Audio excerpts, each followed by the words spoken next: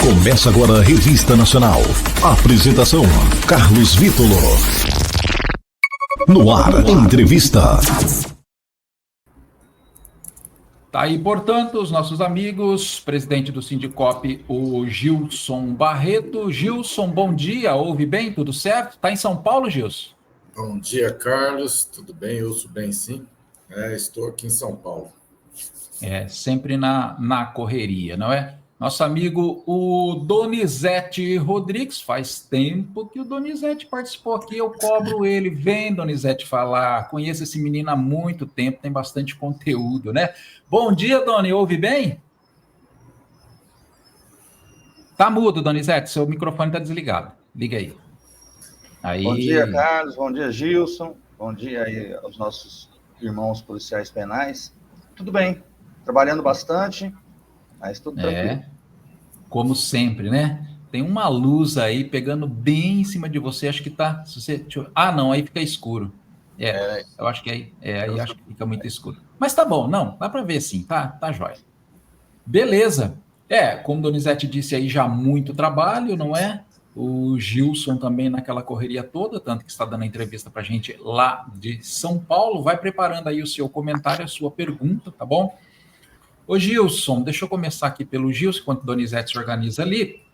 Mais uma vez, mais uma reunião, uma pauta extensa, né, Gilson? Eu estava olhando até de assuntos que eu me recordei quando eu olhava a pauta, que nós já falamos aqui, que já foi feito cobrança, né? Mas que a gente não pode deixar para lá, porque, na verdade, as autoridades, muitas vezes, eles querem que caia no esquecimento, né? Mas o Sindicop não deixa cair no esquecimento, né? Como que foi o recebimento? Como que foi a reunião, Gilson? Tudo certinho?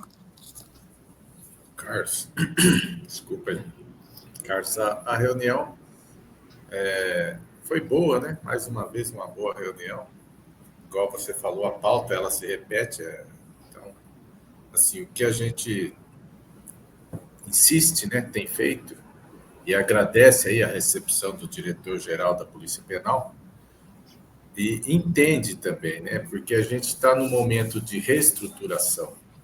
É uma carreira que está nascendo a partir de janeiro, né?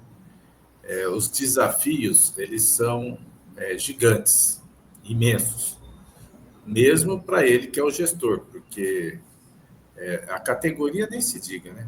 Porque a gente é vítima da má gestão de anos. Ou seja, a situação que o diretor-geral hoje tem para trabalhar, né, que ele se encontra, é fruto de má gestão de anos, inclusive desse próprio governo, né? Porque o diretor-geral assume a partir de janeiro. O sucateamento que vem sendo promovido por várias administrações, né? E que não foi falta de os sindicatos falarem, entre esses sindicatos, o Sindicop, sempre cobrando, sempre levando a pauta, principalmente de contratações, né? Mas a gente não vê a vontade do Estado em fazer isso. E assim, a coisa começa a piorar a partir da greve de 2014. Por que a partir da greve de 2014? Apesar de nós termos tido ali várias vitórias, né? Muito boa foi a greve, o resultado da greve, também nasceu naquele momento ali 2 pontos que o Sindicop se colocou contrário desde sempre. O DGEP e o bônus. Por entender que isso não é benefício para a categoria. A hora que começa o DGEP, muito aquém da proposta que foi colocada na mesa, que seria 10 DGEPs para todos os funcionários, raro isso você vê acontecer. Mas isso trouxe um efeito de diminuir ainda mais os concursos. Porque quando vai faltando a pessoa, né, um novo funcionário, o colega do DGEP estava sendo colocado no lugar. E hoje o reflexo disso é muito danoso, porque o Estado ele se aproveitou de pagar uma diária de, na época, nem R$200 e vem postergando concurso, com a falsa ilusão de que o servidor poderia ganhar mais, nós que estamos na ativa. Que, na verdade, não foi a proposta desde o início, ela não se colocou da forma que foi posta lá. E aí, quem vai para esse DGEP, chega uma hora que ele cansa, que ele adoece, e os concursos foram ficando. Ou seja, o sucateamento veio ampliando. O bônus, efetivamente, de 2014, foi pago uma primeira parcela de bônus no governo de 2023, né, 24, 10 anos depois. Então, assim, a gente já sabia que isso não é do interesse do servidor público, não é do interesse da categoria. Porque bônus não é salário. Bônus se o governo tiver orçamento, ele paga. Se o governo alega que não tem orçamento, ele não paga. Embora em São Paulo, outras carreiras, outras categorias, já tem esse bônus instituído há muitos anos e sempre foi pago. Mas também há muitos anos, muito antes de 2014, nós já discutíamos bônus na SAP, né? Acho que começamos a discutir isso em 2008, se eu não me engano. Tinha grupo de trabalho já de instituição de bônus. Então, é isso. O bônus, ele, de verdade, ele não é uma coisa que seja boa. Eu não entendo que seja bom para a categoria. Ô, Gilson, deixa eu aproveitar, já que você falou aí do bônus, não é a gente já entrar nesse assunto aí? Como que tá a questão aí do pagamento? Se não me recordo, não, o bônus do ano passado foi pago esse ano? Ou foi no final do ano passado? Foi E qual a pago em janeiro, previsão? né? Foi Foi pago em janeiro, né? Mas e o de agora? Tem alguma previsão? Foi falado? Certamente, claro, se cobrou. Então, assim, a gente cobrou porque é a cobrança geral, né? Essa é a cobrança da categoria.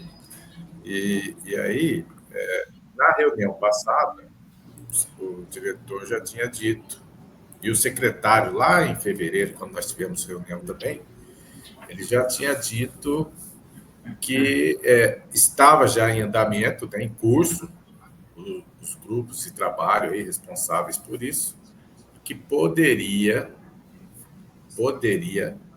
vir a ser no mesmo período do ano passado.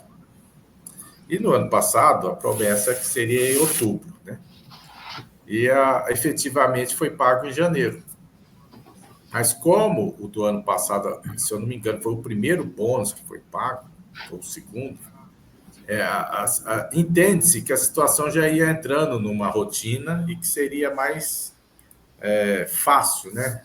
Mais normal esse bônus sair na previsão inicial do governo. Mas foi bom essa conversa do bônus dessa vez, porque esse caminho do bônus, qualquer servidor já pode ver no site da SAP. Eu mesmo não tinha conhecimento, daí o diretor-geral nos mostrou ali, né, o passo a passo, onde que a gente consegue ver, acompanhar, que o Sindicop o Carlos vai estar preparando aí uma matéria com esse passo a passo, porque a gente trouxe isso para o Carlos. E aí o servidor ele pode acompanhar pelo site da SAP, ou seja, existe a vontade, né, da administração em dar essa transparência, existe a vontade do diretor-geral em fazer as coisas, mas também existe as dificuldades, né, Carlos? Porque a gente está falando de Estado, são situações técnicas, burocráticas, vontade política, e isso não está nas mãos do diretor-geral da Polícia Penal, né? Principalmente a vontade política. Porque o querer fazer, nós vemos que existe a vontade do diretor. E as reuniões mensais aí que a gente tem solicitado e ele tem atendido, né, com toda presteza, no sentido de contribuir para que a gente minimize os problemas, né? Porque as dificuldades são muitas. Então, é isso. A gente entende as dificuldades técnicas e políticas, mas também vemos no diretor-geral a boa vontade de ouvir, e muitas das coisas que a gente leva, ele responde, né? Tem respondido. porque às vezes são coisas que não é assim, afeta toda a categoria, nós temos questões pontuais aí, né? Tanto que sempre a gente está alternando os componentes que participam na reunião com o diretor-geral. Dessa vez foi o Donizete aí que teve lá e o Eliseu, né? Que também já participou aqui na rádio e outros colegas, e que pode estar falando um pouco aí do que ele entende também, né? Vai passar aí a palavra para o Donizete. O Donizete estava ali se ajeitando, não é? Agora já tudo certo, tudo preparado. Antes, eu quero até mostrar aqui, a gente sempre mostra como registro, não é? Aí a foto tirada da reunião, não é? Tá ali o Donizete, o Gilson, o diretor-geral, né? O Rodrigo Andrade e também o Eliseu, não é mesmo? Desta reunião aí. Donizete, desta vez foi o Donizete, foi o Eliseu, e outras vezes outros diretores, né? O Donizete, qual seria aí o seu destaque desta pauta? Claro que a gente vai conversar item por item aqui. O Gilson trouxe aí como destaque essa questão importantíssima que eu acho que todos os dias me perguntam aqui na rádio sobre o bônus, viu? Qual seria, Donizete, dos assuntos lá, o seu destaque daquilo que foi conversado nesta reunião com o diretor-geral? Qual a perspectiva, a expectativa que você viu aí no sentido de atender? Carlos, nós falamos com ele a possibilidade de recontratar os aposentados, certo? Segundo as informações que nós temos, que o sindicato tem, é de que existe um parecer da PGE que impede essa recontratação. Veja lá, eu, particularmente, não sou favorável. Eu acho que o nosso quadro funcional deveria estar completo, né? E nós temos aí um déficit de mais ou menos 10 mil policiais penais. Então, nós estamos, junto com o Gilson, com o Eliseu, que participou, nós questionamos o doutor Rodrigo na intenção de verificar, né, se realmente esse parecer tem validade jurídica e se ele existe. Correto? Tá certo. E sobre o bônus também, Carlos, o bônus, agora, eu acho que você disponibilizou aí, eu vi passando aí na tela, como é que o policial penal pode estar acompanhando o progresso para o pagamento do bônus. Reiterando, não existe uma data confirmada, tá? Estava nas, acho que, comissões intersecretariais, se não me falha a memória, não vi se houve progresso, porque ontem eu estava na Assembleia, hoje estou de volta para a minha residência. Estive na Assembleia fazendo aí um trabalho em prol do IANSP, em prol dos policiais penais. Então fica fácil do policial penal ir acompanhando o progresso, a evolução para o pagamento do bônus. Creio que o Sindicop vai disponibilizar um organograma, um cronograma, para que o policial penal do Estado de São Paulo possa acompanhar essa evolução, certo? E mais algumas coisas, mas durante a entrevista a gente vai falando, né, sobre a presença do sindicato marcante na Assembleia durante as últimas 3 semanas, coisas do IANSP, que eu sou diretor, né, secretário do IANSP aqui da Regional de São José do Rio Preto, e tenho participado ativamente de todas as reuniões na CCM. Então, nós temos bastante coisa para tratar. Nós vamos disponibilizar, gente, já começamos a preparar o material, uma matéria explicando tudo, mas eu estou disponibilizando aí, ó, este é o link, não é uma imagem não, viu? Essa é a própria tela da SAP, tá? Estamos compartilhando aqui o link, onde tem aí o cronograma, você pode acompanhar aí, ó, Comissão Setorial de Bonificação por Resultados no âmbito da Secretaria da Administração Penitenciária, tá bom? Então tem tudo, o que é, tem perguntas frequentes, tem o cronograma, e aí você pode acompanhar aqui, ó, o processo, ó, processo 2025, ó, a linha do tempo, ano base 2025, ó, tem as etapas previstas para o estabelecimento de metas de bonificação por resultados. A gente vai depois disponibilizar no nosso site. Creio que até amanhã já estará tudo disponível lá, uma reportagem, uma matéria bem certinha, explicando com os links, não é? Para facilitar, tá joia? É bem bacana, eu também não tinha esse conhecimento, o Gilson acabou de falar que não tinha, eu também não tinha, acho que, né, poderiam ter divulgado um pouquinho mais, não é? Mas eu achei bem legal, bem bacana, viu? Por isso até nós estamos aí preparando esse material para divulgar aí para você, meu amigo, minha amiga, policial penal. Dando andamento aqui, ô Gilson, essa questão aí eu queria que você falasse para a gente, que nós até já falamos. Eu sei que assim a gente está num momento de reestruturação, de início da carreira, mas já se foi quase um ano, né? E essa confecção das identidades funcionais aí aos policiais penais, porque é tão importante, né, o policial penal se identificar, não é? Mesmo porque ainda falta a questão dos uniformes, não é mesmo que também ainda parece que não conseguiram preparar. Mas como que ficou essa questão aí das identidades funcionais? Vai ter, não vai ter? Deram prazo? Vai sair, não vai? Vai ser um... Qual estilo que vai ser? Um cartão? Você chegou a ver alguma coisa, Gilson? Tá desligado o microfone, Gilson. Carlos, essa questão é uma das questões técnicas que eu tenho falado, né? Por quê? Porque o diretor-geral ele tem que escrever a norma sobre isso. E aí, o secretário ele tem que emitir resolução cancelando outras normas, infras aí, né? Que regulamentava até então. Mas o diretor disse que esse trabalho já está em fase de conclusão e que espera-se que ainda esse ano venham essas carteiras, tá? Já testando o material para impressão. Por quê? Essas funcionais. Essas funcionais agora elas passam a também trazer ali o porte de arma.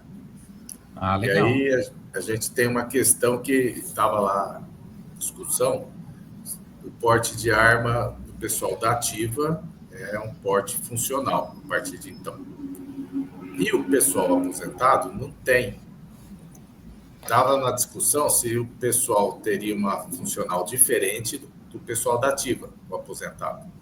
Mas aí chegaram lá num consenso de ser uma mesma funcional, que nessa funcional traga que o mesmo servidor da ativa ele tem o porte funcional e o porte pessoal. E o caso do aposentado, ele vai ter só o porte pessoal. Ele não vai constar na funcional dele o porte funcional, porque ele já é aposentado. Então, ele só vai ter o porte pessoal. E aí vai ter essa modalidade impressa, que tem que ser também no material de qualidade, né? Já vem sendo testado isso.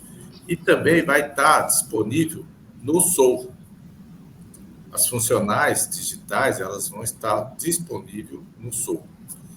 Então, assim, e ainda estuda uma terceira possibilidade, né? Porque esse de material específico, que é um material mais caro,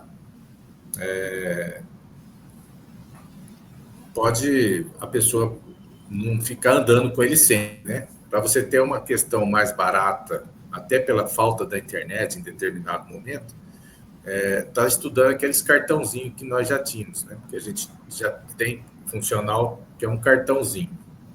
Inclusive eu tenho também aqui, do caso do passado. E aí, então, a gente pode ter 3 tipos de funcionais. A do papel, que é aquele que fazia o porte de arma só, a digital e num cartão plástico, tipo cartão bancário.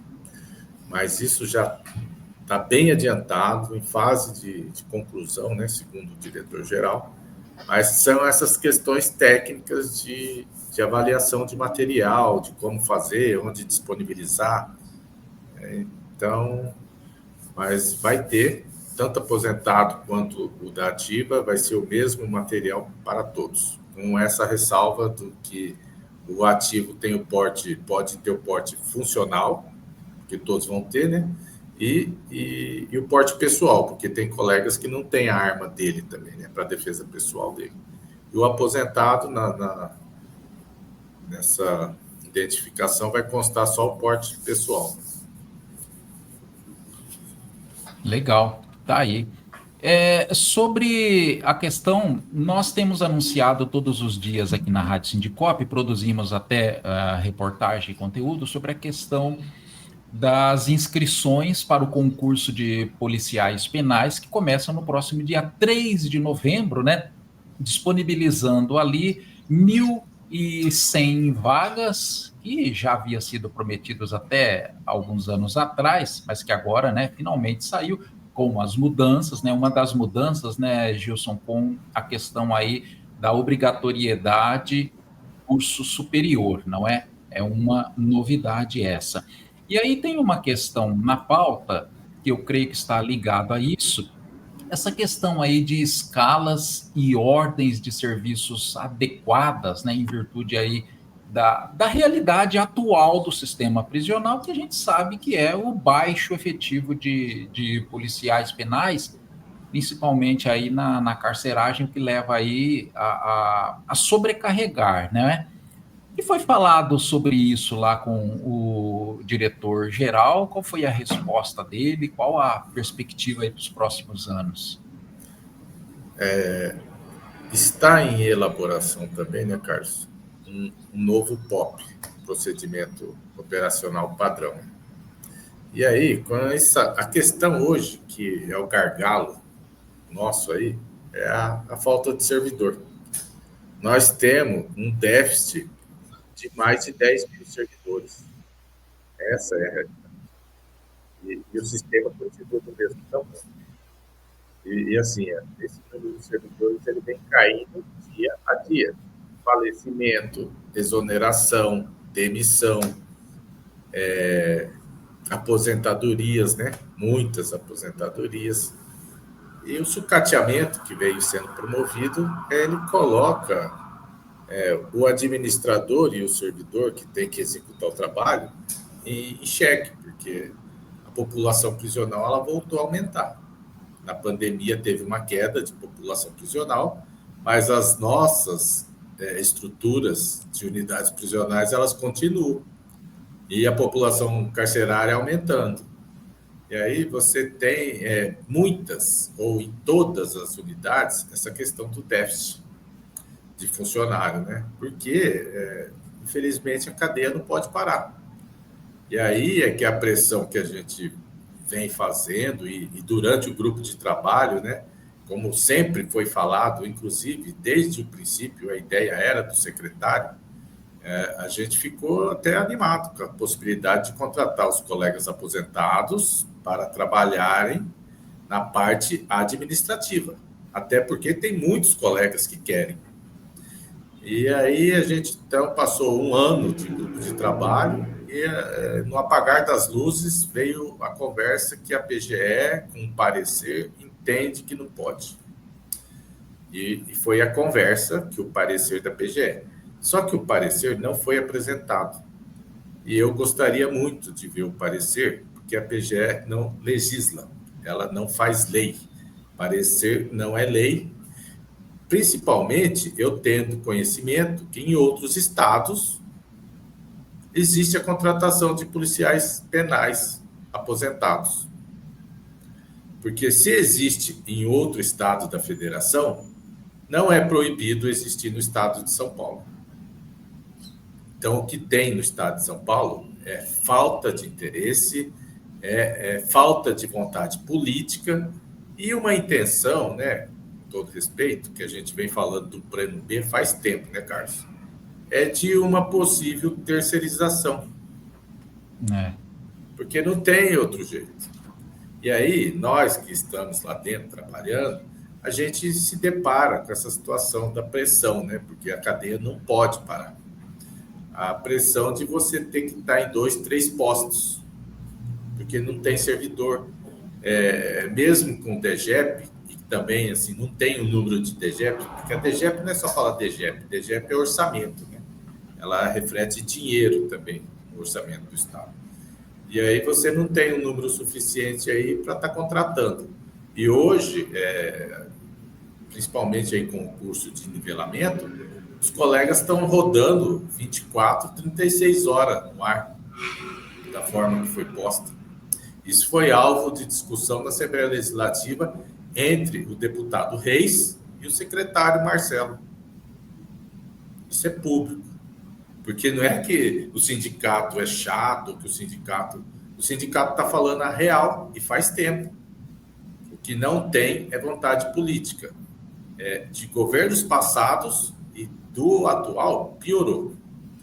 Porque não adianta também a gente ficar aqui falando que o secretário é culpado, que o diretor-geral é culpado, porque quem manda é o governador. Não existe. Quem manda é o governador. E abaixo dele, ou ali no âmbito do governador, é o secretário da Casa Civil, é a gestão pública, é o planejamento, ou seja, são outros órgãos. Isso é questão política, de vontade política. E assim como teve a vontade de fazer o DGEP, que nós já víamos que não era uma situação boa para o funcionário, não existe a mesma vontade para contratar os aposentados. Ah, mas é porque o policial militar ele não aposenta, ele fica inativo. A legislação da polícia militar é uma, a legislação do policial penal é outra, policial penal e policial civil. Mas não impede que eles sejam contratados. A função do policial militar inativo, se sair uma guerra, ele for convocado para a guerra, ele tem que ir. Os civis já não é isso. Sabe? E aí as pessoas conversam com a gente e pensam que a gente é muito leigo, totalmente leigo. E aí, então, a gente tem solicitado parecer até para ingressar na justiça com ação. Se o governo não tem vontade política de fazer, e a gente vê que privilegia alguns, a gente pode provocar o judiciário. Assim como nós já temos uma ADIM ali, que está com julgamento previsto para o próximo dia 24, nós já estamos estudando outras ADIMs, e assim, então a gente tem o diálogo, quer acertar através do diálogo, mas se não tiver acordo, a gente faz a provocação via judicial também, porque é o nosso papel, né, Carlos? Com certeza. É isso mesmo. Ô, Gilson, eu vou falar com o Donizete já, mas só para tirar uma dúvida, você citou aí a ADIM, é aquela que nós fizemos até uma entrevista aqui na rádio, que está questionando alguns artigos da lei. Questionalidade, a constitucionalidade de alguns artigos da lei que regulamenta a Polícia Penal, e já estamos estudando a possibilidade de distribuir outra ADIM. Opa, legal. Nós vamos acompanhar. Gente, saindo o resultado, o julgamento aí, nós vamos trazer novamente, né, o advogado da AGPEM Brasil, não é, que é quem acompanha, né, Gilson, para poder falar mais sobre isso. Bacana. Sim. O Doni, você, que a gente sabe que é uma pessoa aí, né, você é o secretário da CCM do IANSP, acompanha muito aí, né, os problemas, viaja, a questão da saúde, está fazendo um trabalho na Lesp, junto com a Mauri, com o Eliseu, com o pessoal todo aí. Tem uma questão que eu queria abordar com você, queria a sua opinião. Essa questão aí que está na pauta, foi falado da criação de protocolos de segurança. É importante a gente falar sobre isso, por quê? Porque a gente tem que lembrar que nós aqui não estamos falando, claro que o nosso foco são os policiais penais, mas a gente precisa ampliar esse debate para que toda a sociedade conheça e saiba aquilo que se passa com a carreira dos policiais penais, não é? A sociedade que precisa valorizar e valorizar muito o trabalho dos policiais penais, que é quem garante a segurança da sociedade ali dentro das unidades prisionais, não é? Eu pergunto para você, essa questão da criação de protocolos, quando a gente pega alguém que não está inserido no sistema prisional, a pergunta que a pessoa vai fazer é, ué, mas já não existe um protocolo de segurança nos estabelecimentos prisionais? O que é isso, Doni? O que foi falado sobre essa questão na reunião? Que eu me lembro, Carlos, a respeito disso aí, vai muito, né, de acordo com o POP, que está em elaboração, né? Não me lembro, o Gilson pode esclarecer para mim, mas de ter sido comentado na nossa reunião com o Dr. Rodrigo sobre protocolo de segurança.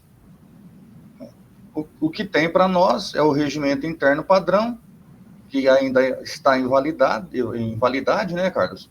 E é através dele que a gente direciona os nossos trabalhos. A nossa diretriz é o RIP, né? E o POP que nós fizemos já há algum tempo, né? Eu já estou aposentado, trabalhei 23 anos no sistema, e logo no começo, lá entre os anos de 2002, 2010, é que acho que surgiu esse POP aí. Não me lembro direito exatamente a data. Então, hoje nós não temos. O que nós temos é o RIP.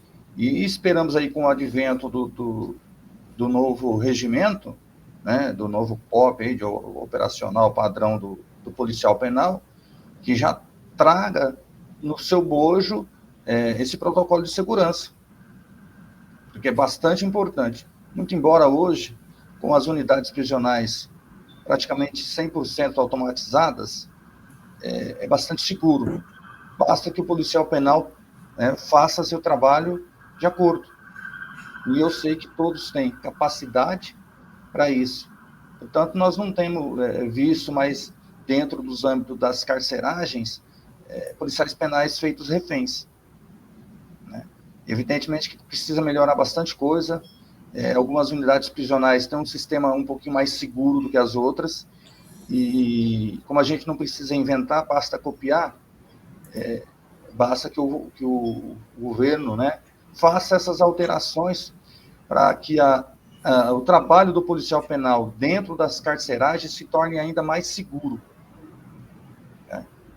Porque a quantidade é ínfima, como o Gilson já salientou, a pressão exercida pelos diretores das unidades prisionais para que os policiais penais assumam 2, 3 postos de trabalho. Fica totalmente inviável manter segurança em um protocolo de segurança a pessoa ou o policial penal com 3 postos de trabalho. Por isso a gente tem cobrado a recontratação ou a contratação dos policiais penais aposentados para suprir alguma deficiência, porque não vão conseguir suprir toda a carência. Né? E esperar nesses novos concursos que virão, a princípio, para 1.100 vagas, a vontade de inscrição e de participar, de ser um policial penal. Veja, o grande atrativo dos concursos públicos, primeiro é a estabilidade, e segundo é o salário. E, infelizmente, o salário do policial penal no estado de São Paulo está muito aquém do desejado. Se não me falha a memória, é o 25º ou o 26º da federação, perdendo somente para Sergipe e para o estado da Bahia. Se eu tiver errado aí, vocês, Gilson, Carlos, aí me corrijam. É bem por aí mesmo, né? Gilson, quer complementar alguma coisa? Acho que não, Carlos. No momento é isso aí mesmo, né? Essa questão que o Doni abordou. Tá. Eu queria juntar 3 assuntos aqui, ô Gilson, para que você falasse, que estão, de certa forma, interligados, que é a questão aí de autorização de pedidos de justificação de faltas ao serviço, aceitar a solicitação de transferências do servidor, não é quando solicitado, e que o servidor possa se retirar durante o horário de expediente, conforme a legislação. De certa forma, estão aí interligados, né, Gilson? Sim. O que acontece? Nós temos isso aí previsto, Antigamente a situação ela era toda manual, né? E aí vem sendo informatizado o sistema de controle de entrada, saída e outros tantos aí, né? E aí essa informatização, muitas das vezes, ela não tem essas previsões. E aí você, em determinadas unidades, porque isso são reclamações que chegam para o sindicato, né? E a gente também coloca aí sem identificar unidades, mas em determinadas unidades não existe boa vontade, que é isso que a gente vê, né? Do gestor ali em aplicar, porque se não está previsto no SISDRU ou em qualquer outro lugar eletrônico que hoje está sendo disponibilizado para o servidor estar fazendo essas situações, o diretor da unidade ele tem prerrogativa de usar o papel, porque a legislação existe. Agora, o que acontece? Tem muitos que se amparam na dificuldade técnica. Ah, mas o sistema não prevê. Ah, não pode mais. Não é assim. Existe a má vontade e se esbarra numa questão técnica aquele gestor, porque isso não é uma coisa genérica que acontece em todas as unidades, tá, Carlos? A gente leva para discutir ali, porque essas reclamações chegam até o sindicato, e aí a gente, com as autoridades competentes, a gente até identifica o local, né? Mas aí é para a gente se basear, é parâmetro para a gente estar conversando, e aí tem esse tipo de situação, acontece em várias regiões do estado, tanto que o Donizete levou situações de São José do Rio Preto, o Eliseu levou também, foi conversado outras situações ali, né, da região de Ribeirão, Cerro Azul, que é onde o Eliseu fica sediado ali, e a gente coloca aí como um parâmetro para não esquecer, para estar discutindo, mas aí, com o diretor, a gente pontua em qual local, em qual unidade, porque são tipos de assuntos até sensíveis, né? Então a gente tem que conversar e não é de se estar dando muita publicidade. Até porque, né, Gilson, é uma coisa assim que o Sindicop recebeu, não é informação, uma denúncia, vamos dizer assim, e esse tipo de coisa vai ser apurado, né? Sim. Então a gente não pode, né, trazer tudo isso assim, né? Vamos aguardar, né? E não pode generalizar que aconteça em todas as unidades. Tem unidades que a gestão da unidade, né, ela se ampara em algumas questões técnicas para se eximir de responsabilidade.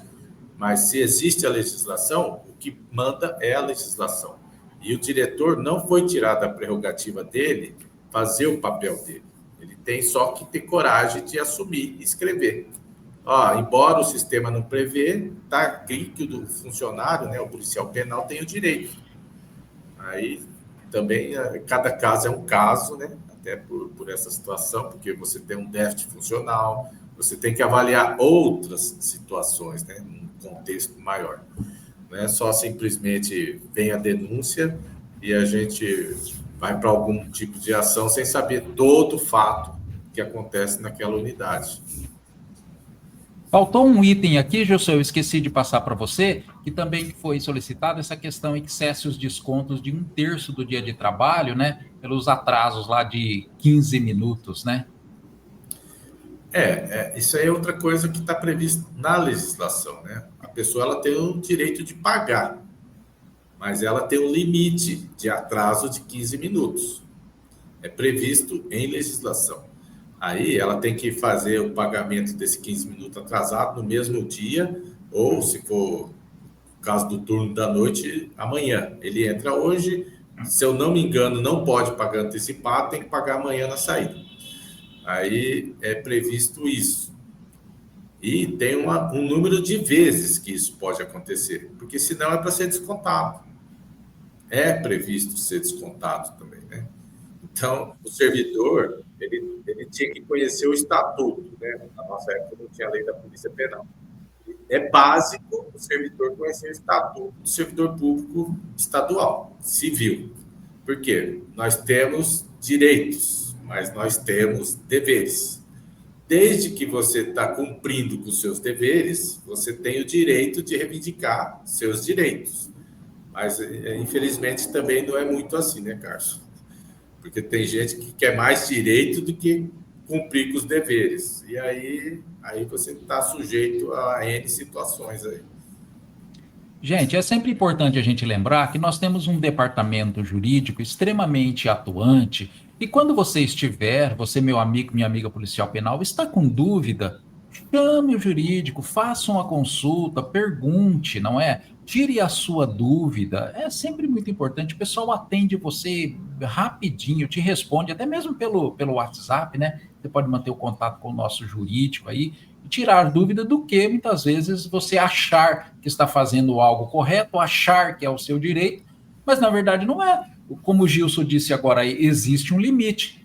Às vezes as pessoas não têm esse conhecimento, né, Gilson? Acho que pode, todo dia eu posso chegar a 15 minutos e, né, não podem descontar.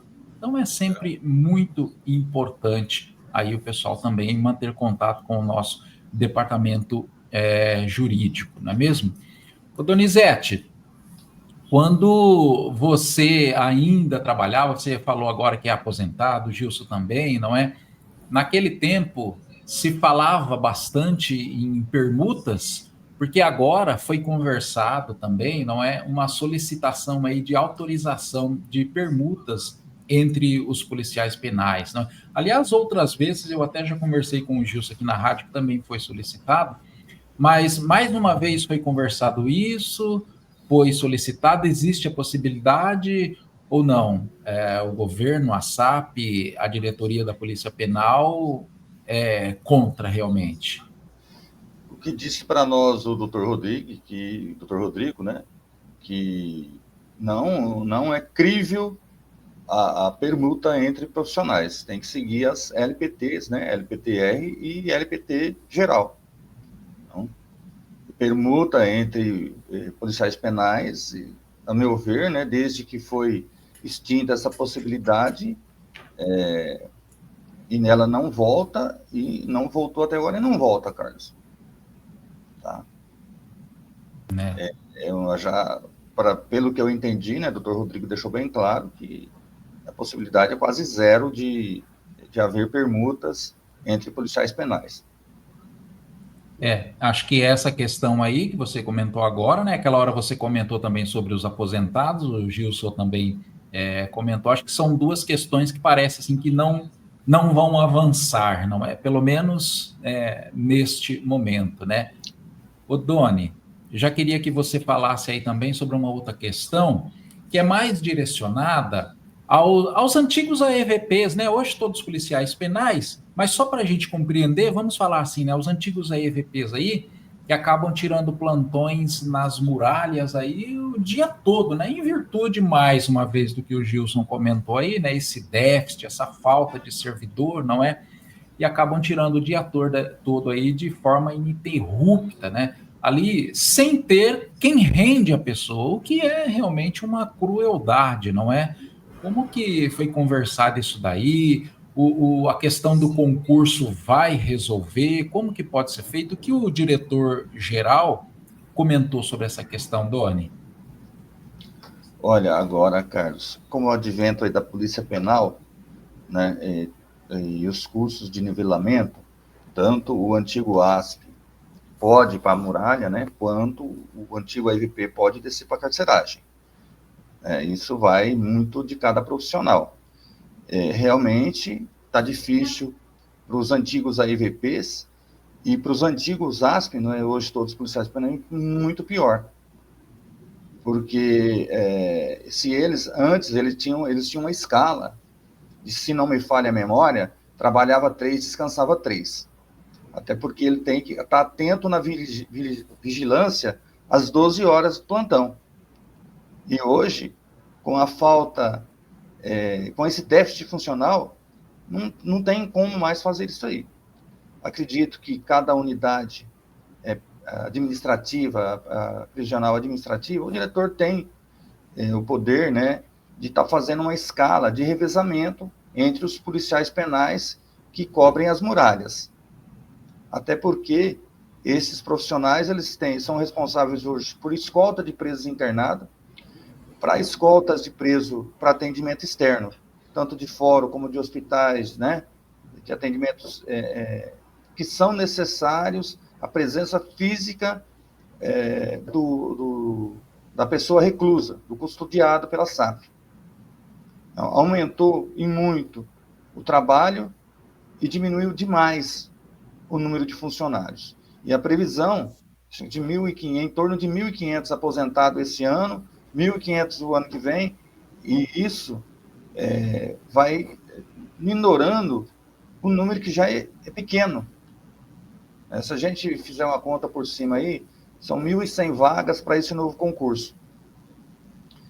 Nós temos em torno de 190 unidades prisionais. Se você dividir igualmente o número de vagas pelo número de unidades prisionais, é ínfimo, né? Vai dar um pouquinho mais de 5 profissionais para cada unidade prisional. Tá?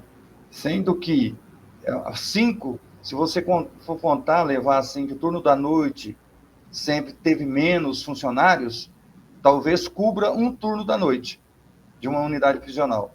Os outros 3, eles ficarão descobertos. Não haverá policial penal para assumir as vagas que estão em aberto.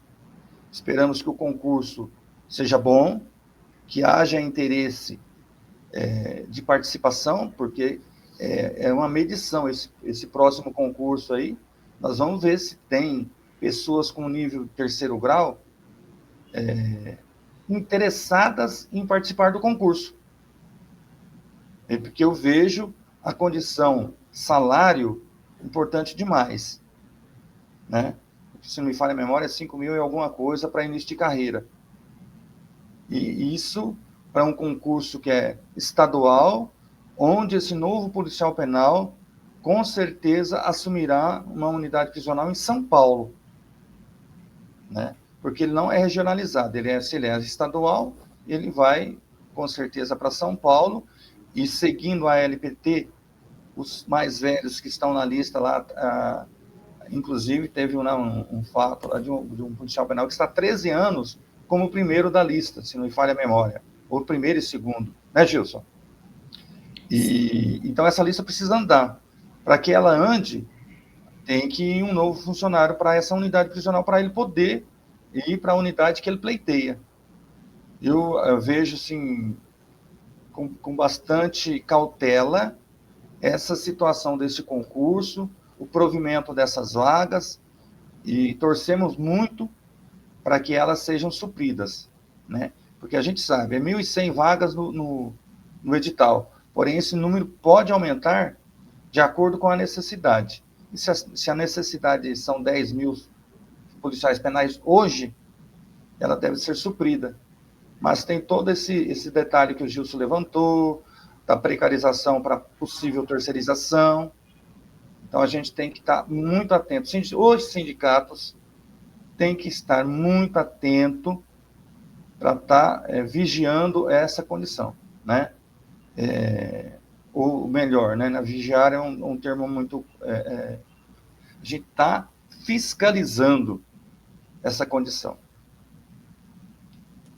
Certo? Penso que, particularmente, hoje, talvez eu não prestaria o concurso policial penal, né? Eu, claro, me formei no andamento do trabalho. Eu entrei em 2002, me formei em 2004, mas a minha faculdade ela já estava em andamento. Agora, pegar um profissional com 3º grau para partir, por exemplo, daqui para do interior para São Paulo e trabalhar numa das unidades prisionais de São Paulo, tendo que arcar, de repente, com aluguel do interior, com aluguel em São Paulo para ele residir, porque os funcionários do interior, os policiais penais do interior, eles vão para São Paulo porque tem que assumir, mas obrigatoriamente eles não querem assumir em São Paulo, razão do custo de vida elevado, né? Então a gente tem que ver essa proporcionalidade de inscrições das pessoas que serão aptas a assumiram o cargo de policial penal no Sistema Prisional de São Paulo. Outra coisa muito importante, o Gilson levantou a questão, no estado de Santa Catarina e em outro estado aí que eu não me lembro, pode-se contratar o policial penal aposentado. Então, a gente vai trabalhar, o Sindicop está trabalhando para que essa possibilidade venha para o estado de São Paulo, que os policiais penais aposentados que quiserem e tiverem vontade possam prestar serviço na parte administrativa, que assim é em outros estados.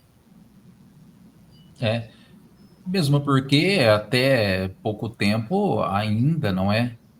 E por muito tempo, policiais penais atuavam na área administrativa, né, dentro das unidades prisionais, que era o que a gente já tanto falou e há tantos anos foi falado, o chamado desvio de função, não é? Que era chamada essa questão aí. O governo precisa olhar com um pouquinho mais de atenção, não é?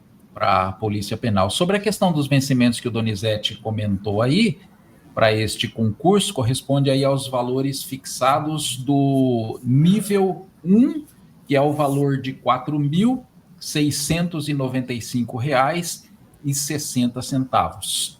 Tá bom? Vai ser, de fato, um termômetro, porque é o primeiro concurso, né, para a Polícia Penal, com este item importante, esse critério exigido aí do curso superior, não é mesmo?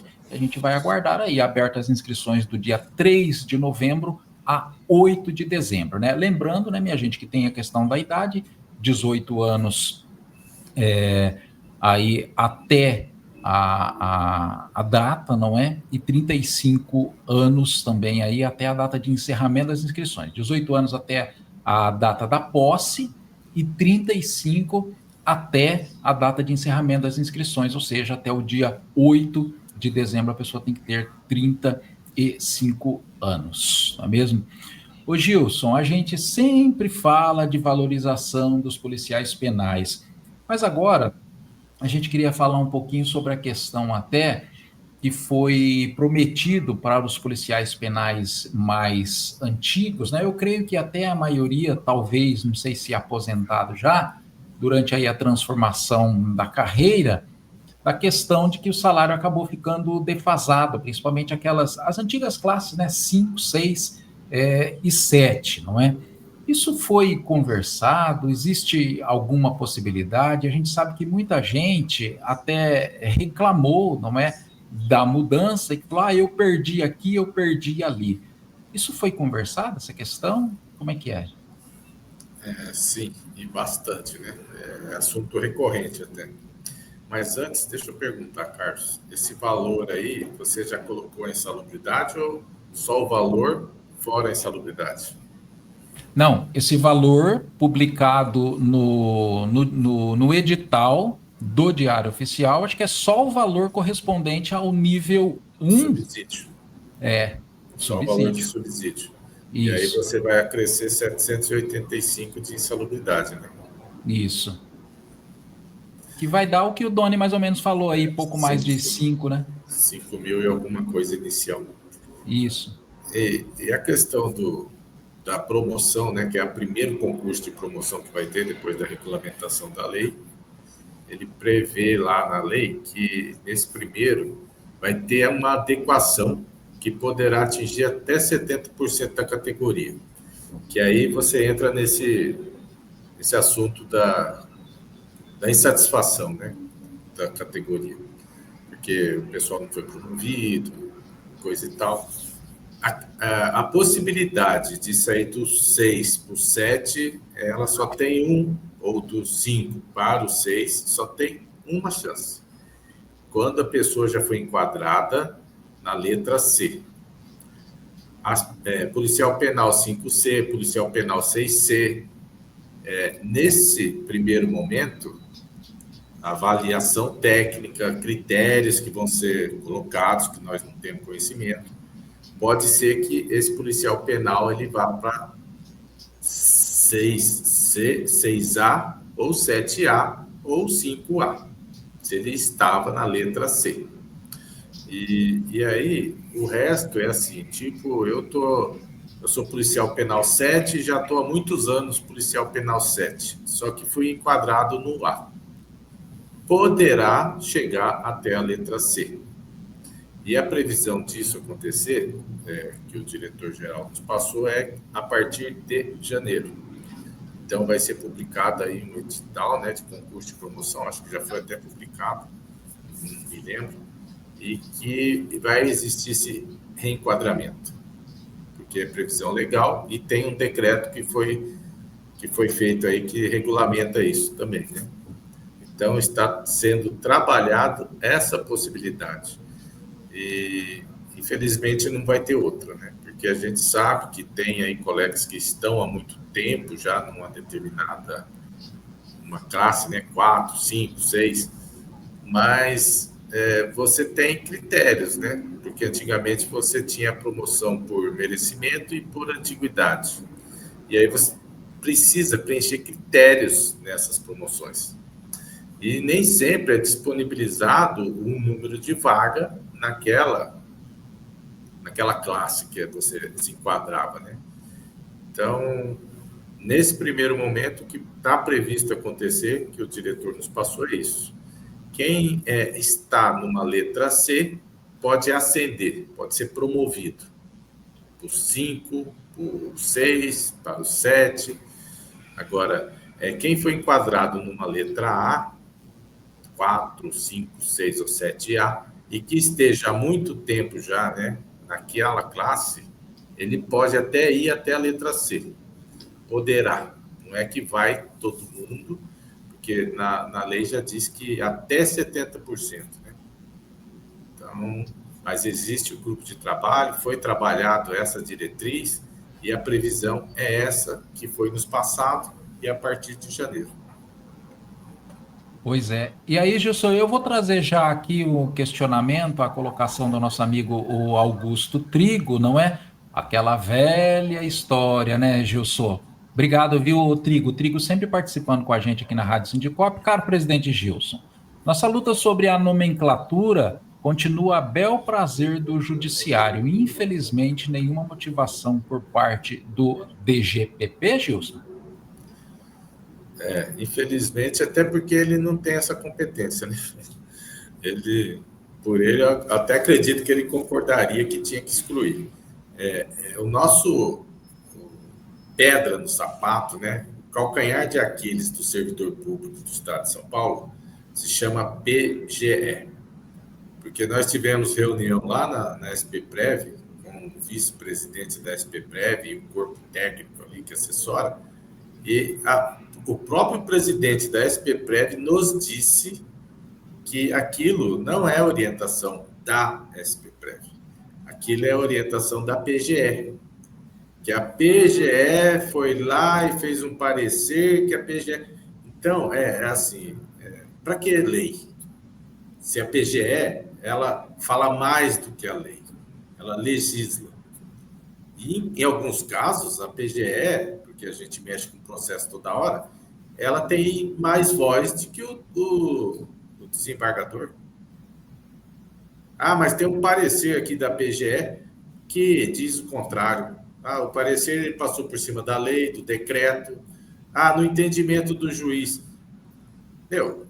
Assim, eu acho que precisa ser revisto, né? E até outro dia nós compartilhamos aí na rede social, aí, que o Trigo até fez um comentário, né? Porque, assim, a gente vê que nesse governo aqui já tinha, né? Procuradoria, defensoria, já tem, assim, alguns benefícios e vem ganhando um poder já há algum tempo. Mas nesse governo a coisa se alastrou, piorou. Dá para dizer que chega a ser até um prêmio por merecimento ou uma bonificação. Quanto mais vocês atrasar o direito do servidor público e do cidadão, porque a PGE ela não atua só contra o servidor público, ela atua contra o cidadão também. Ela é advogado do Estado.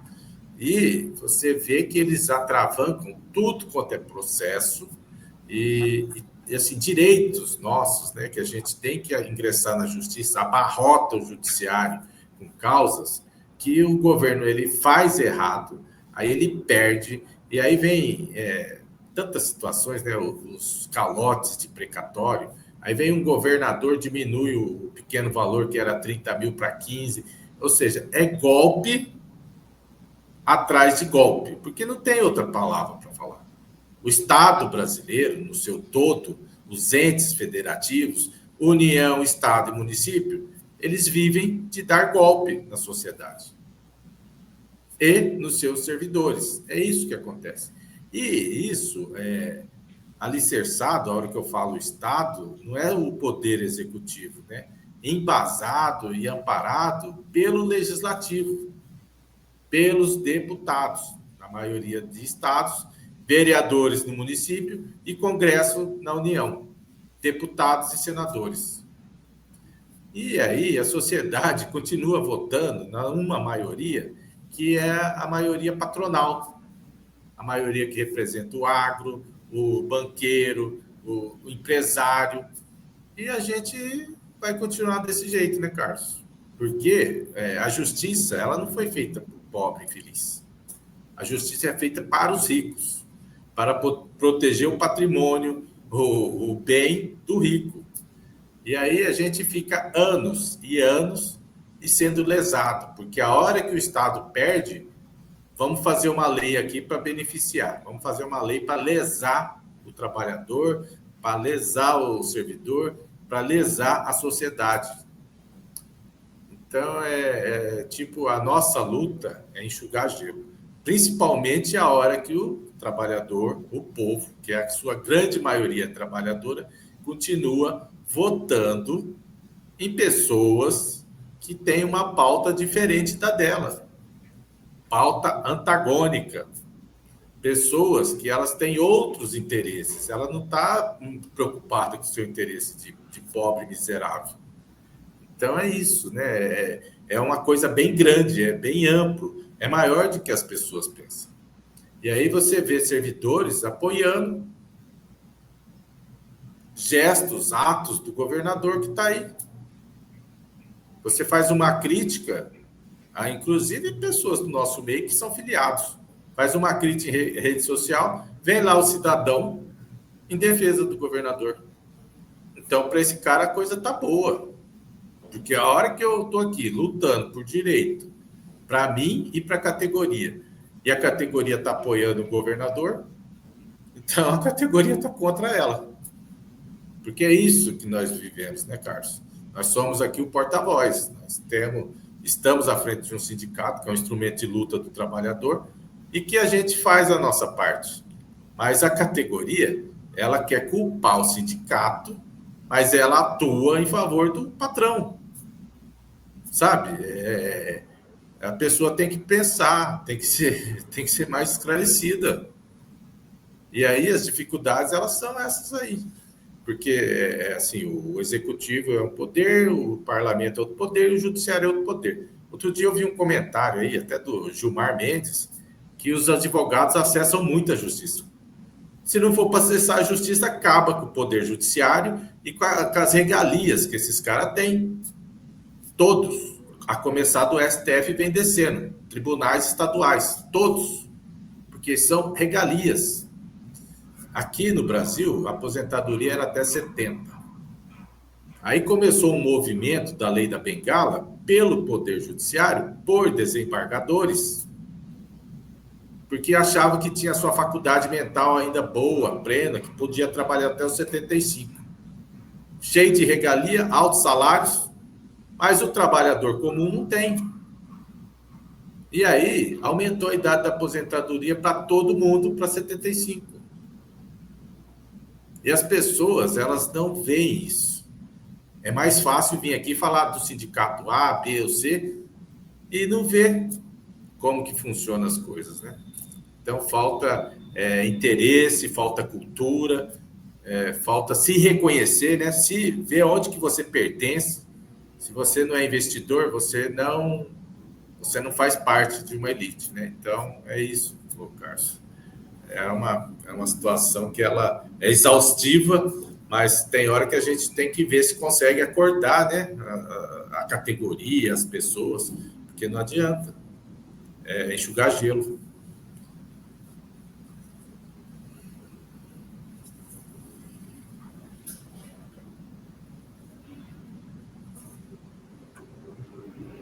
Tá sem som, Carlos? Você tá está sem som. É, verdade.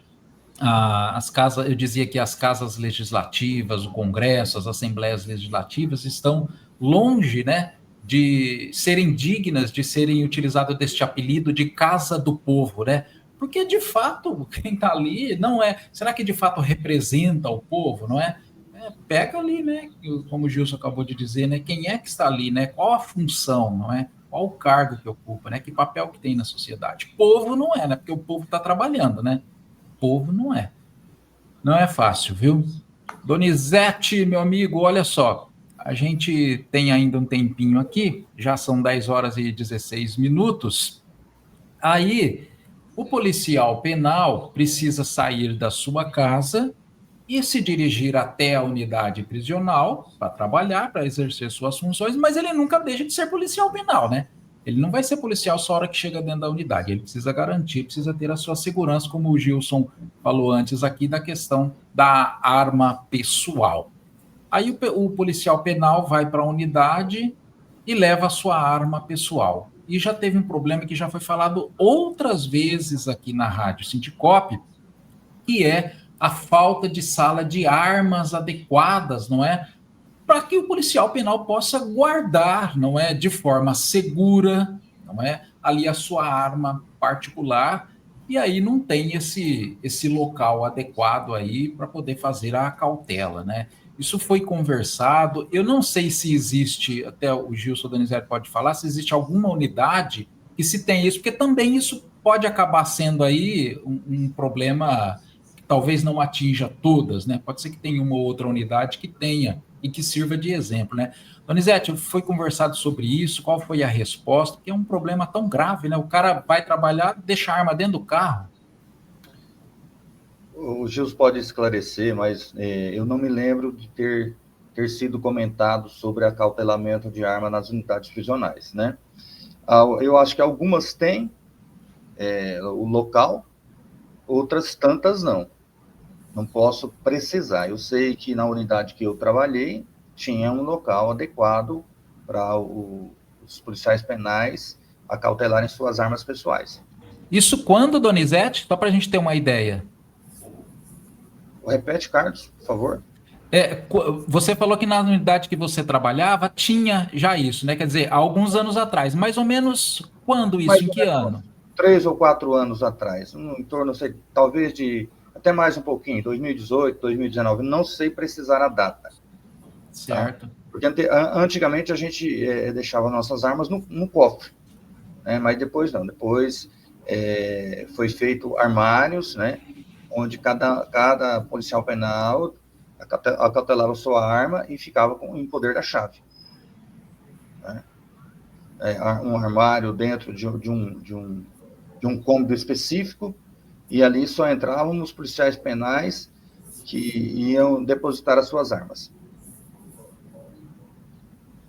Evidentemente, essa é uma realidade. Eu não tenho informações, Carlos, às vezes o Gilson tenha, de unidades que tenham um local específico para o acautelamento das armas.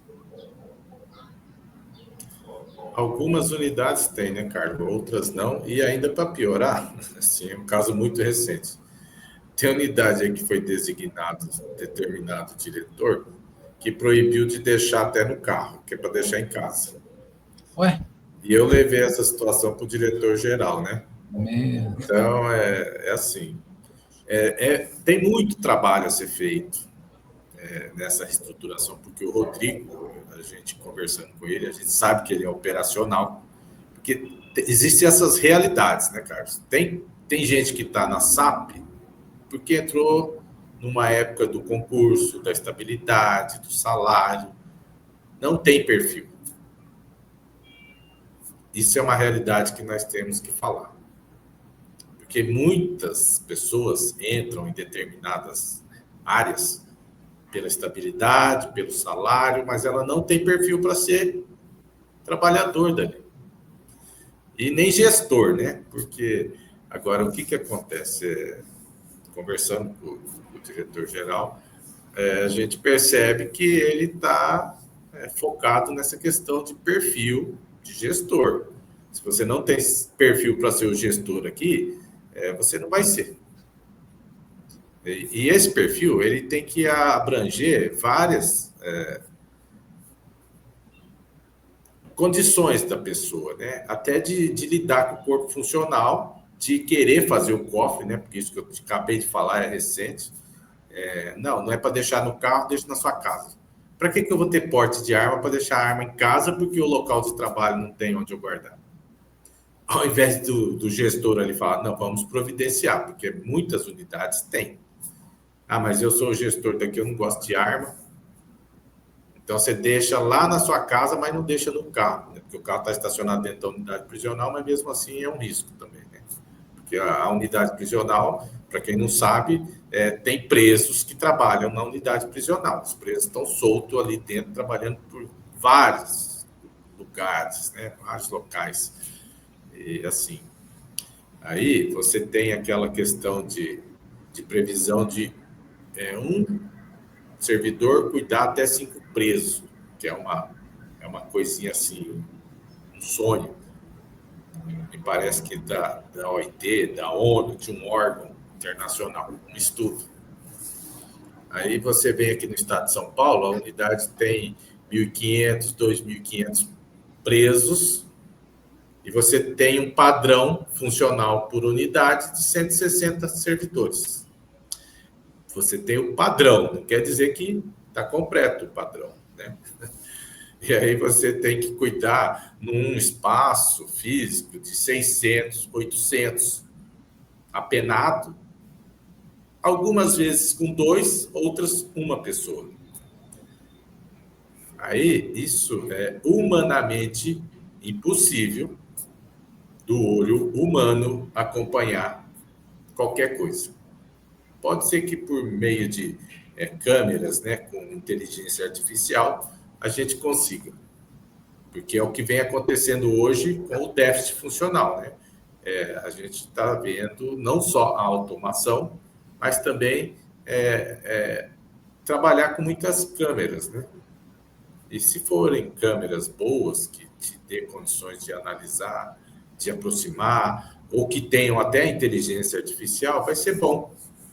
Porque ela ainda vai ver mais de que um colega, isso é fato, num determinado ambiente, com 400, 500 detentos. 2, 3. Se existe uma resolução que diz que o ideal seria 1 para 5, aqui no São Paulo nunca foi cumprido, né? Há muitos anos isso não existe. Não existe a possibilidade. Nós temos no estado de São Paulo aproximadamente 240 mil presos. É um município. É um município de porte médio grande, né? E aí você tem um padrão funcional que está no papel de 160, que varia até 220, dependendo da unidade prisional, e que também não existe mais o padrão, porque ele está deficitário. Em pelo menos hoje 10 mil servidores, porque teve a lei da Polícia Penal que trouxe ali a previsão de um padrão funcional que já está aquém da lei nova que trouxe, porque anterior a gente já foi maior, né? Nós já tivemos até muito mais de que 30 mil servidores, né? Mas vem caindo, porque não tem concurso, porque morre, porque é exonerado, é demitido, porque aposenta. E o déficit funcional é gigante. É um caos. E isso a gente já vem falando há alguns anos, né? Em 2023 começa esse governo. 3 anos.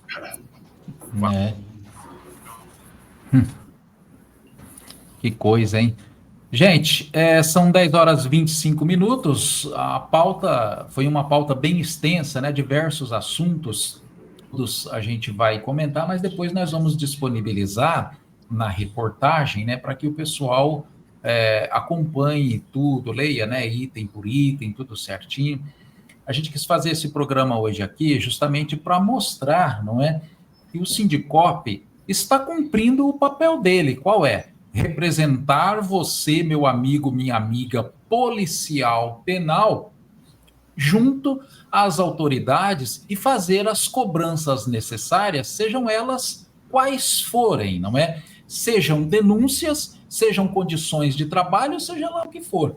Por isso, a gente sempre fala, né, Gilson, né, Donizete, né? Procure o sindicato, não é? Apareceu qualquer coisa estranha na unidade, procura, vamos conversar, né? Dialoga com os diretores. Você tem aí sempre um diretor perto de você, vai ser levado isso depois para a diretoria e isso vai ser encaminhado e ser cobrado de quem de fato precisa ser cobrado. Se vai resolver de um jeito, né, Gilson? A gente sempre fala aqui, né? Não resolveu de um jeito? Ótimo.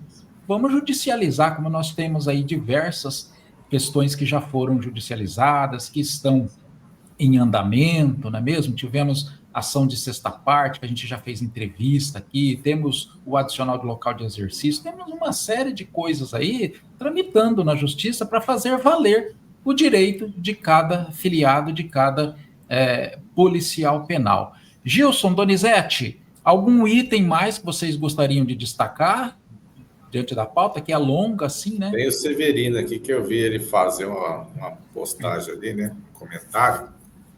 E assim, a questão da LPT, ela, para ser movimentada, tem que entrar gente. E como não tem entrado ninguém no Estado, Severino, ela está numa situação bem difícil de ser movimentada, né? E aí você tinha LPT, LPTE, LPT especial, e tudo. E o Donizete falou aqui, ó, tem um colega que está ali na capital, ali próximo ali a direção ali, que ele é o primeiro colocado para Getulina há 13 anos. E aí eu concordo com você que tem aí situações aí que a gente é contra. Mas o servidor que se vê prejudicado, ele tem que apontar e pode até ingressar na justiça. Porque não existia a figura da transferência a bem do interesse penitenciário, do serviço penitenciário. Não existia. Isso aí, se não me engano, nasce lá na gestão do Dr. Ferreira Pinto. Porque existia aí até então a permuta.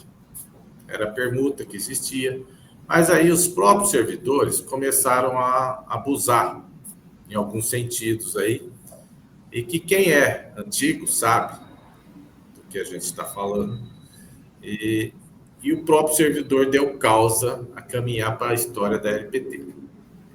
Só que aí você vê que tem essas questões das transferências, interesse penitenciário, que fura a fila. Aí você fica 13 anos, 15 anos, e a pessoa que se viu prejudicada nessa situação, ela tem o direito de falar, eu não concordo com isso, porque a gente vê essas coisas. A gente sabe que tem algumas situações que não condiz com essa necessidade. É uma condição política. Mas a pessoa que está na LPT, que se sentiu prejudicada, ela tem que catar o diário oficial que deu ali o nome daquela pessoa, que muitas das vezes tem ali um apadrinhamento. É uma situação que a gente não tem necessidade de ficar falando aqui, mas muitos aí sabem o que eu estou falando.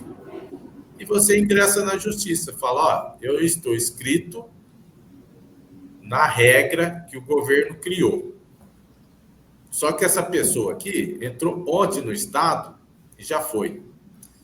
E assim, para piorar, na questão agora, dessa gestão aqui, o secretário ele vai unificar as listas, não vai mais existir outras listas. A especial, a LPTE. E, assim, o poder discricionário não é do sindicato e não é seu. O poder discricionário é da administração, é princípio. Aí esse secretário chegou aí e ele falou, não, teve uma turma aqui que está formando, desses aqui eu já vou mandar um tanto para lá. E aí vai começar a vir a LPT. E aí eu vou te perguntar, você tem poder para a gente enfrentar isso? A gente pode judicializar, né? Mas é assim, poder discricionário. Aí a gente vai para a justiça e vai esperar o juiz decidir. Não é falácia.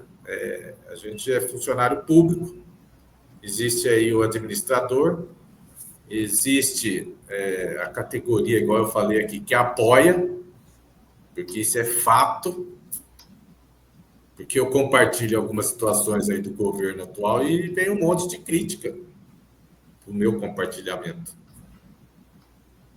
Então, muitos não sabem aonde está, aonde pertence. Enquanto não tiver consciência, todos nós sofremos. Não sofre um, não sofre dois, sofre todos. Mas é isso, se você se sentiu prejudicado, você está inscrito na LPT, você viu que alguém teve transferência na sua vaga, você tem a liberdade de procurar o jurídico, trazer o diário oficial da pessoa que se beneficiou do seu lugar e a gente entra na justiça. É isso, tá aí. Para a gente finalizar, ô Donizete, queria que você fizesse um resumo aí do trabalho que o Sindicop está realizando lá na Assembleia Legislativa, inclusive fazendo apontamentos de pautas da Polícia Penal, também da CCM do IANSP, não é? Você esteve, o Amaury esteve, o Romacho esteve, o Eliseu, outros diretores, não é? Faz um resumo para a gente dessa atividade aí, visita aos deputados, aos gabinetes, como tem sido, hein, Donizete? Carlos, a gente tem boa receptividade, né? Muito difícil a gente conseguir falar com algum deputado, porém os assessores, os chefes de gabinete têm nos recebido muito bem.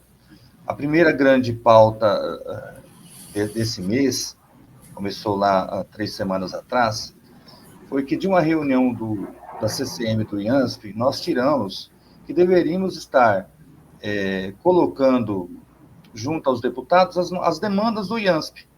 Então, o presidente da CCM estadual elaborou uma carta ofício e ideia do Sindicop, tá? Foi o Sindicop que, na reunião, pediu a palavra e disse, olha, a gente precisa trabalhar de outra maneira. Não adianta a gente vir aqui nas reuniões da CCM e falar para nós mesmos. Nós temos nossos representantes na Alesp. Vamos distribuir para ele uma carta para que eles possam ver a situação em que se encontra o IANSP. Então, essa carta, no primeiro dia de entrega, fui eu, o Romacho, o Amaury e algumas colegas de outros sindicatos. Tá?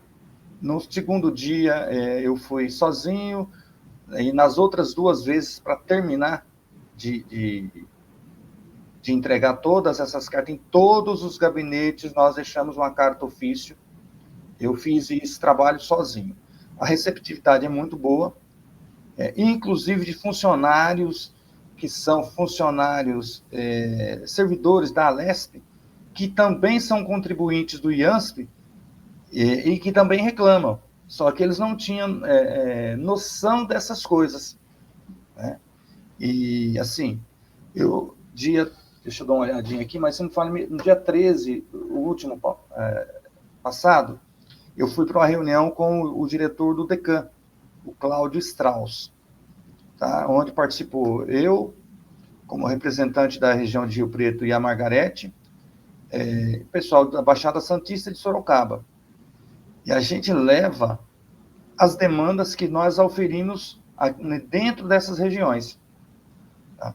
É bastante dificultoso, visto que o IANSP remunera muito pouco, ou menos que o SUS, os procedimentos e os médicos. Então, como a disparidade é muito grande, os profissionais eles não querem prestar serviço para o IANSP. Por outro lado, aqueles que querem, eles exigem que, pelo menos, a tabela do IANSP seja equiparada à tabela do SUS paulista. Alguns procedimentos, segundo informações que nós temos, essa tabela é um pouco até maior do que o SUS paulista. Porém, para a maioria dos procedimentos e atendimentos, Carlos, ela é bem inferior. Então, nós temos essa grande dificuldade, como esse governo que está aí posto, né, em relação ao IANSP. Bastante dificuldade, são atendimentos que vão finalizando seus contratos e não sendo renovados. Hoje, às 15 horas, o governador estará aqui na minha cidade para a inauguração de um hospital. Tá? Eu vou marcar presença e vou entregar para ele um ofício da CCM com as nossas demandas, tá? Inclusive o credenciamento deste hospital. Um hospital que vai ser inaugurado oficialmente hoje. Começou a funcionar a partir do dia 7 de outubro, com 200 leitos, 30 leitos de UTI funcionando a priori de 15 a 20 de imediato, atendimento para todas as especialidades, exceto oncologia. Tá? Então, um hospital que já é administrado pela Fundação Lar São Francisco na Providência de Deus, do Frei Nélio, tá? Que a gente sabe tem outras tantas instituições, não só no estado de São Paulo, como no Brasil e no exterior também. Então, a gente está trabalhando para que esse hospital seja credenciado junto ao IANSP. Tá? E hoje, nós temos essa possibilidade, o Sindicop vai estar presente na minha pessoa para entregar essa carta ofício para o governador Tarcísio. Tá certo. Uma das cobranças também que eu me lembro, até acho que o Amauri comentou, essa questão da CCM deixar de ser uma comissão consultiva, né? E passar a ter um papel mais presente ali, inclusive de voto, de decisões, né? Ô, Carlos, eu vou consultar o presidente da CCM, mas acho que nós podemos disponibilizar o conteúdo desse ofício. Dentre eles está essa reivindicação de que a comissão deixe de ser consultiva e passe a ser deliberativa. Tá? Vou consultar o Michel, que é o presidente da CCM, e, de repente, a gente possa disponibilizar no nosso site essa informação. Faça mais do que isso, Doni. Diga ao Michel que eu gostaria muito de tê-lo aqui na Rádio Sindicop para uma entrevista. Você pode agendar com ele aí, que não tem problema nenhum, tá? Para a próxima semana, se quiser, a gente agenda e a gente adequa aqui a nossa agenda, porque eu sei que a agenda dele é bem corrida. Pode agendar com ele, depois você só me passa a data. Ok, bom? Eu vou falar com ele ainda hoje. Se eu não conseguir esse intento nosso para lutar imediato, né? Porque quinta-feira tem a reunião da CCM do IANSP. Desta vez será no centro do Professorado Paulista, lá na Liberdade, onde é a sede da CPP. Tá? Então, a gente convida a todos os servidores que tiverem possibilidade e disponibilidade que compareçam para nos auxiliar nessa batalha para melhorar o atendimento médico do servidor público estadual. Certo? Porque é bastante deficitário. Eu como estou numa região um pouco privilegiada, Carlos, recebo muitas demandas de outras regiões, para cirurgias, para atendimento médico especializado, né? Sobrecarrega de maneira a região de São José do Rio Preto. Muito que a Santa Casa tem feito, a Santa Casa de São José do Rio Preto, um atendimento excepcional para nossos servidores públicos, tá? O IANSP realmente funciona bem na Santa Casa de São José do Rio Preto. Mas por que não termos outras unidades para descentralizar esse atendimento? Visto, Catanduva fechou o Hospital Padre Albino. O credenciamento foi finalizado por encerramento de contrato e não foi renovado. Tá? Padre Albino, uma referência em queimados no estado de São Paulo e acho que no Brasil. Tá? Então, encerrou, acho que se não me falha a memória, em 1º de julho ou 31 de agosto, não lembro bem a data. Encerrou por finalização do contrato e não foi renovado. Mesmo a gente interferindo junto a deputados estaduais aqui da região e diretamente junto à superintendência do IANSP. Não houve acordo para pelo menos uma prorrogação desse contrato. Cidade de Catanduva e região com cerca de 15 mil servidores que dependem do IANSP, não tem um hospital de referência. Tá? Existe a possibilidade de credenciamento de um hospital em Catanduva, que está sendo feito os estudos, um hospital em Novo Horizonte, um hospital em Tabapuã e um outro hospital em... Deixa eu me lembrar a cidade aqui. É uma outra cidade próxima a Catanduva. Tá? Então, está em estudo. E o que a gente tem feito é procurado as Santa Casas das cidades menores para que elas enviem ofício solicitando o credenciamento, que segundo a superintendência e o diretor do DECAM, o Estado prioriza as Santa Casas para convênio com o IANSP. Tá? Então, aqueles colegas que estiverem aí vendo e ouvindo aí as declarações, que souber de Santa Casas em cidades menores, que possam ou entrar em contato com o Romacho, ou comigo, ou com a Mari, né, dentro do Sindicop, para que a gente possa estar encaminhando esse pleito para o DECAM. Tá certo. Tá aí, minha gente, tem perguntas aí, a gente vai subir a pergunta para o Gilson responder, mas antes deixa eu dar sempre, não é, aquela dica, porque lá no sindicop.org.br nós temos uma série de convênios que a gente fala diariamente aqui para você, meu amigo, para você, minha amiga, ligado aqui nas ondas da Rádio Sindicop. É só acessar sindicop.org.br ou então só apontar aí, ó, a câmera do seu celular, na verdade o convênio é outro, o convênio é esse aqui, ó, de convênios, tá bom? Aponta aí a câmera do seu celular, você vai ser direcionado lá para os nossos convênios, viu? Do Sindicop. Vale muito a pena, descontos especiais, não é? Para você, meu amigo, para você, minha amiga, ligado aqui nas ondas da Rádio Sindicop.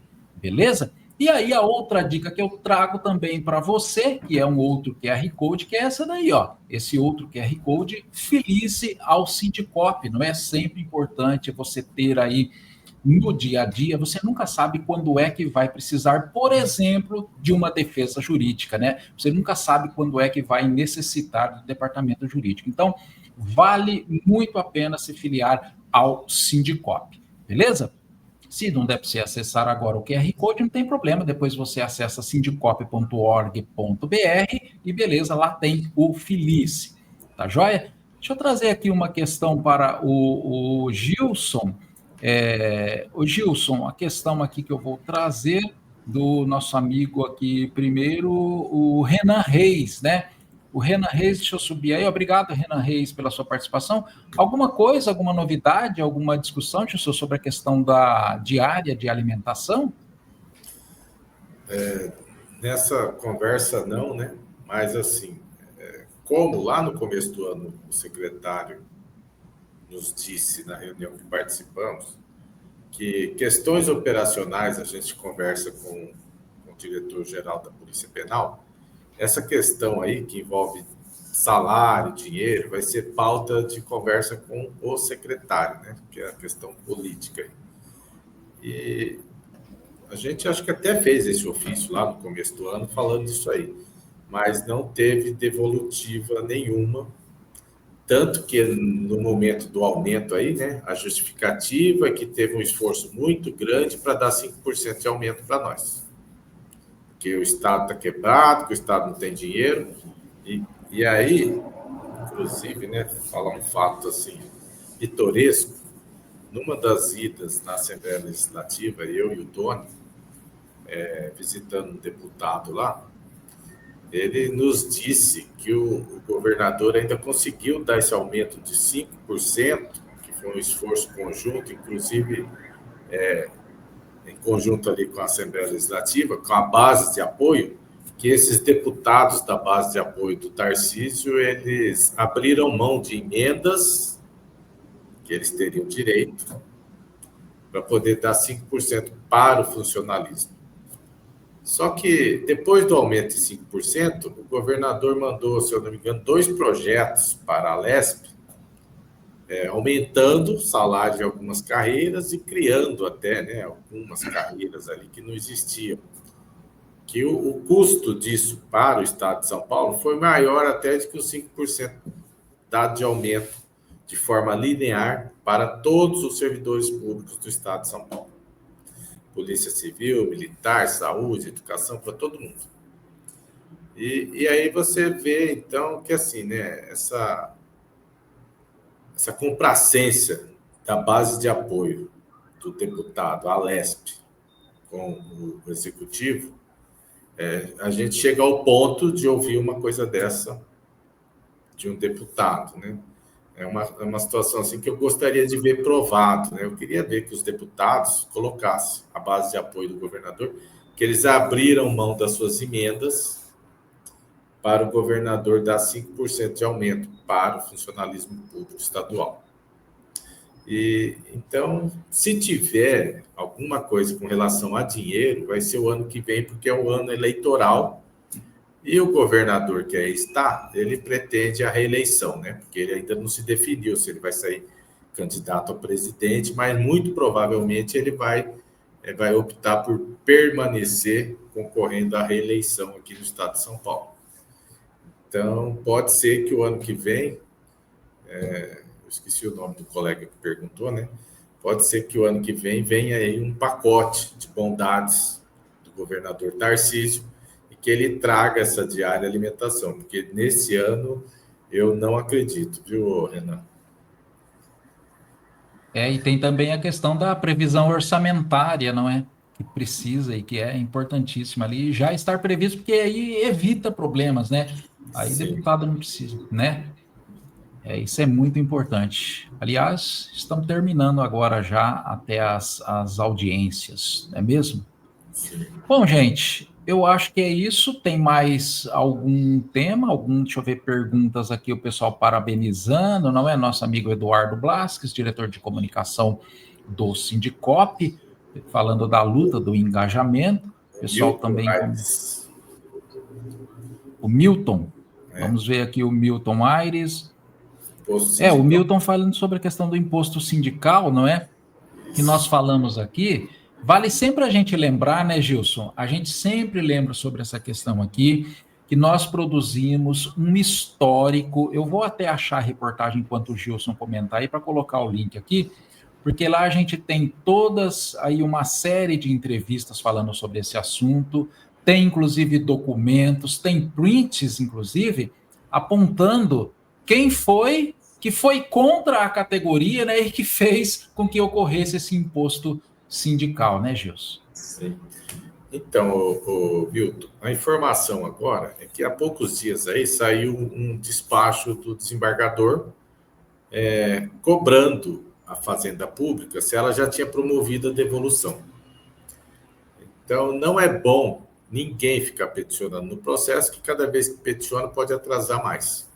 Mas é uma situação assim, ó, esse dinheiro é nosso, não é do governo do Estado, porque quem tem chave do cofre é o Executivo. O procurador, né, a PGE, é advogado do Executivo.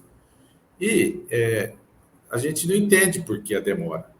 Lá atrás, quando saiu a publicação, ele mandando levantar os valores e promover a devolução, em menos de 30 dias, a PGE levantou os valores. Esse dinheiro não é do Estado, esse dinheiro é dos policiais penais. Aí, qual a dificuldade da devolução? Porque vai ter que aplicar uma atualização monetária do período que ficou retido. Ok. Mas eu vou ter que descontar o IANSP, a SPPREV. É uma ação judicial, como se fosse uma ação judicial que a Fazenda, essa PGE, que é a Fazenda Pública, quando a gente fala Fazenda Pública em processo judicial, é a PGE, que atuando ali como advogado. Eles têm a condição, toda a condição de fazer isso. Tem sistema informatizado, que faz planilha, que faz cálculo. Não devolveu ainda, porque não quer. E detalhe, né? É falta de vontade. Eu não sei se esse dinheiro pode ser usado em algum momento, para algum lugar, pode ser desviado, né? Porque porque eu já ouvi do deputado que ele abriu mão até da emenda dele para poder dar 5% de aumento para nós. Uma coisa que eu falei pitoresca, porque eu nunca ouvi isso. Nunca. Eu já estou aqui no sindicato há uns 18 anos, fazendo parte da diretoria do sindicato, é a primeira vez que eu ouço, né? Então, não devolveu ainda, porque não quer. Não tem dificuldade, o dinheiro não é do Estado. Esse dinheiro ele teve reservado numa conta judicial por muitos anos, né? Porque é de 2015, se eu não me engano, essa devolução, 2015, 2016, é um dinheiro que tem que estar separado e é um dinheiro que é para ser devolvido. É só aplicar a atualização monetária. Tem que fazer alguns descontos? Tem que fazer alguns descontos. IANSP, Previdência. E aí, esse pessoal, eles têm acesso à nossa folha de pagamento. Vai ter que gerar uma folha suplementar na Fazenda Pública Pagadora, na DST? Gera. Eu entendo que não seria necessário, poderia colocar na conta nossa, porque o nosso olerite tem a nossa conta de recebimento, poderia ser devolvido. A petição que o Sindicop fez nesse processo foi só no sentido de querer entender com o judiciário, porque de lá para cá, muitos se aposentaram, e muitos, infelizmente, morreram. E aí, esse direito existe.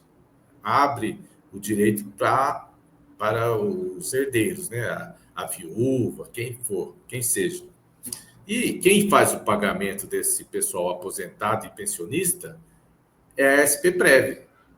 Nós peticionamos no processo, querendo saber do judiciário, se quem vai pagar essa devolução, quem vai fazer essa devolução desse dinheiro, no caso de aposentados e pensionistas, seria a SPPrev. Aí nós tivemos reunião com a SPPrev. A SPPrev falou, não, nós não temos essa competência, a não ser que a Fazenda Pública Pagadora mande esses valores para cá, porque nós não temos caixa para fazer. Então, sanamos a nossa dúvida. Foi a única petição que nós fizemos e não entendemos que tem que ficar peticionando ali, porque o processo foi extinto. Mandou devolver o dinheiro. Não é um processo que tramitou, que foi julgado mérito, que teve uma tramitação normal. Ele foi extinto, é só devolver o dinheiro. E não foi feita a devolução até agora, porque a Fazenda não quis. Eu não sei se esse dinheiro nosso, que é nosso, se ele está sendo usado em alguma situação política, até assim, para a gente dizer, ele está guardado em algum lugar para fazer uma contabilidade. O Estado está superávit, tem esse dinheiro guardado aqui, mas o dinheiro não é do Estado, o dinheiro é nosso. Então, tem muitas situações que acontecem uma engrenagem, né, de administração, muito balancete fraudulento, essas situações todas que a gente vê aí, a pedalada fiscal e não sei o quê, que de repente pode ser por um motivo desse. A gente segura até o dia 31 de dezembro esse dinheiro aqui, mostra que o Estado tem uma saúde financeira aqui ou ali, e depois a gente devolve. Porque não existe nenhuma dificuldade para ter sido feito. Tanto que o desembargador, há poucos dias aí, despachou aí, né? Publicou aí uma pergunta dele. Já foi providenciado? Porque já era para ter sido. E assim, nós então não temos mais do que isso de resposta.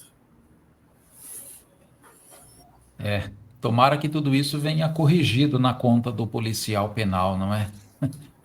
Vem corrigido e vem corrigido os descontos também, porque vai ser feito. Verdade. Aí vai ficar elas por elas, né? Minha gente, são agora 5 minutos para as 11 da manhã, nós estamos chegando ao finalzinho, deixa eu ver se tem mais alguma pergunta aqui. Não tem, eu coloquei o link aí, nos comentários, né, para que você tenha o acesso à reportagem que nós fizemos, inclusive mostrando lá que o Sindicop contestou na justiça, né, esse desconto que foi feito ilegal. Desde o início o Sindicop se manifestou, dizendo que foi ilegal esse desconto em imposto sindical. Se você acessar esse link que está aí nos comentários, você vai ver, inclusive, um print lá de quem foi, não é? que pediu, que fez aí o pedido para que fosse feito esse desconto sindical. Tem a entrevista com o Dr. José Marques e o Gilson, que falaram na época sobre o tema aqui, tá bom? Tem tudo lá, gente. Informação a gente tem, né? Vamos, então, buscar. Quero agradecer demais aí ao Gilson, dar mais uns minutos aí para ele finalizar a palavra dele, e também o Donizete, começando pelo Donizete. Donizete, muito obrigado pela sua participação, sempre trazendo muita informação para a gente aqui na Rádio Sindicop. Faz aquele acerto lá com o Michel Iori para a gente fazer uma entrevista. Desde já você está convidado a participar junto com ele também, tá joia? Agradecendo muito a sua participação. Obrigado, viu, Doni? Ô Carlos, eu que agradeço. Bem,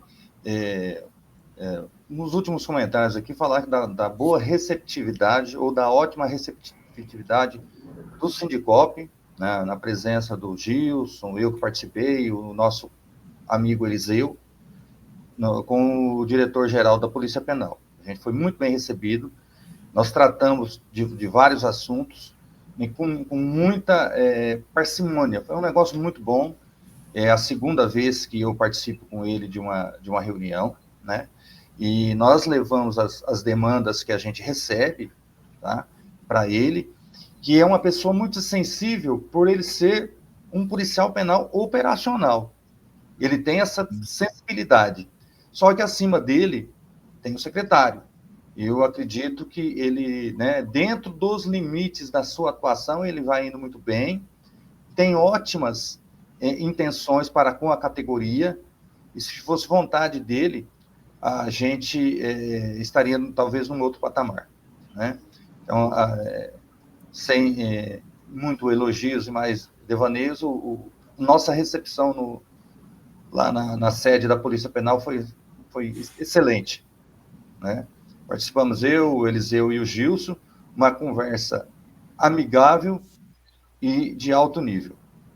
Inclusive, eu quero aqui deixar uma observação, que ele colocou à disposição dos policiais penais, para a gente entrar em contato com o Paulo, que é o responsável pelo departamento que cuida de porte de arma, tá?